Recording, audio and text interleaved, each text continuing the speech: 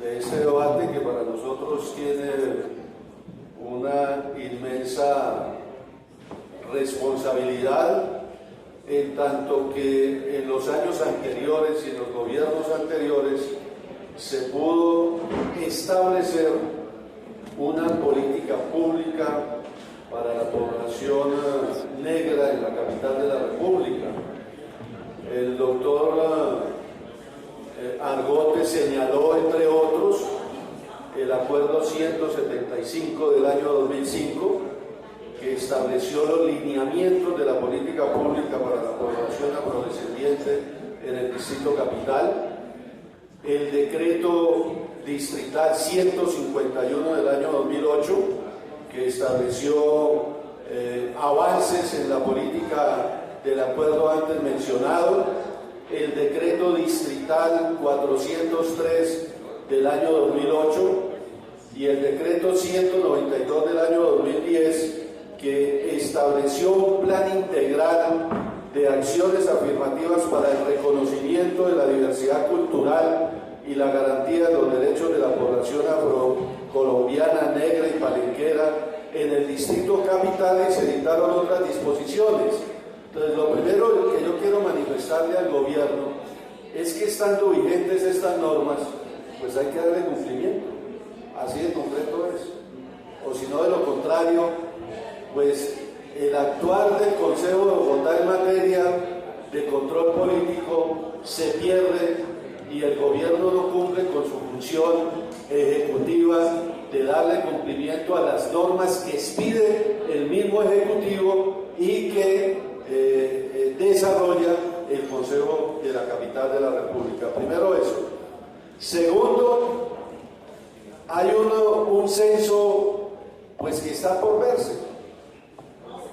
El compañero Argote lo decía claramente. Si nosotros vamos a un censo de 2011, que es 6 años antes ya, pues vamos a encontrarnos con que la realidad hoy es otra. Y de pronto la ubicación de esas poblaciones negras, principalmente en 7 localidades, como la Rafael Uribe, Usme, San Cristóbal, Poza, Kennedy, Gativá, Ciudad Bolívar y Suba, que es donde están asentadas estas poblaciones principalmente, pero que igualmente están distribuidas en todas las localidades de la capital de la República. Ese censo se debe actualizar y es la primera acción que debe realizar el gobierno de la ciudad, precisamente para saber cómo atendemos a la población desde las políticas públicas para los negros y las negras en la capital de la República. Nosotros tenemos que saber qué población infante, qué población joven, qué población adulta, qué población de personas mayores hay en la ciudad, y de ellas qué otras caracterizaciones existen en materia de sus problemáticas, por ejemplo, en poblaciones en condición, en personas con discapacidad. Si no tenemos ese censo, difícilmente el gobierno puede desarrollarle, o mejor, darle cumplimiento a todas estas normas que he leído anteriormente. El doctor Sarmiento decía algo muy cierto. La Fiscalía Nacional ha realizado a la Fiscalía Nacional de la Nación entre el año 2012 y el año 2016 llegaron 524 denuncias por actos de racismo y de discriminación. Se han hecho 183 denuncias entre el 2012 y el 2016. En total, 707 denuncias. No obstante, hasta hacia el 18 de mayo del año pasado, solo se habían presentado 3 imputaciones de cargos contra esas denuncias. Entonces, ahí hay que hacer también un llamado a la Fiscalía Nacional de la República, porque indudablemente nosotros llamamos a la denuncia. Denúnciese la serie de hechos discriminatorios contra la población negra en Bogotá y en Colombia. Pero si quienes tienen que actuar en favor de esas poblaciones no lo hacen en la oportunidad de vida y con la velocidad necesaria, pues la gente no va a seguir denunciando. en materia de la política que quedó consagrada en el plan de desarrollo de la Bogotá Mejor para Todos, además de establecerse en algunas afirmaciones de garantía de cumplir con lo que está establecido en la ley y en la política pública, creo que quedó mejor el plan, muy débil en esa materia. Por ejemplo, llama la atención que desde el Plan Distrital de Desarrollo no se esté convocando a la población negra a que se organice para participar y tomar e incidir en las decisiones de la ciudad. ¿Y eso dónde se hace? Se hace en las juntas administradoras locales y en el Consejo de la Capital de la República. Hoy, legítimamente, pueden haber unos voceros de las comunidades negras, yo no lo discuto, pero no hay un representante de las comunidades negras en el Consejo de la Capital de la República como existió en épocas pasadas, por ejemplo con la presencia del profesor y compañero Laureano García. Bueno, con las discusiones que puedan existir al interior de las mismas organizaciones de la población negra. Es necesario entonces, por ejemplo, reconocer que en los puestos más importantes del gobierno de la ciudad, yo me acuerdo hace muy pocos días, cuando en el Día de la Mujer se decía, pero este gobierno le cumple a las mujeres, y eso está bien.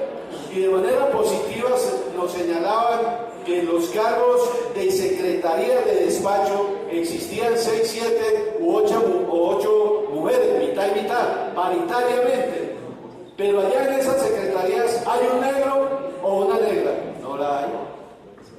En las alcaldías locales hay un negro o una negra. Participaron también en ese proceso de selección que al final el alcalde mayor de Bogotá, en la entrevista final, tomó la decisión que él creyó era la más conveniente, pero no hay en ninguna alcaldía local la representación de los negros o de las negras que viven en la capital de la República. Por eso termino solamente con unas recomendaciones muy rápidas. Uno, que se actualice el censo de población negra en la capital de la República, que se dé un informe. Yo pensaría que desde una dirección de la Secretaría de Integración Social sobre que se investigue, digo yo, y se le ofrezca esa información a la ciudadanía bogotana en general sobre denuncias de discriminación racial en la ciudad. A mí me parece que eso es muy importante, porque como se ha venido haciendo con las mujeres, a través de organizaciones autónomas de las mujeres, lo han venido haciendo organizaciones autónomas de los negros, también desde la institucionalidad se debe poner en conocimiento para que la gente siga ese mismo camino y evitemos caminos de discriminación. Realizar un informe de impacto de la política pública para la población afrodescendiente residente en Bogotá. Seguiremos insistiendo, doctor Ramírez, en que haya representación visible en las entidades distritales, crear en la Secretaría de Planeación la Subsecretaría de Asuntos Étnicos, como lo expresó el compañero Álvaro Argote, que se vuelvan a reabrir las casas de las comunidades negras y, por favor, cuando llegue a sorteo este proyecto de acuerdo que tenemos en discusión para el Consejo de Bogotá, se le dé vida libre a un proyecto de acuerdo de la bancada del Polo Democrático Alternativo, que lo hemos denominado Bogotá, Distrito Capital, una ciudad libre de discriminación, y se dictan otras disposiciones. Muchas gracias, señora Presidenta.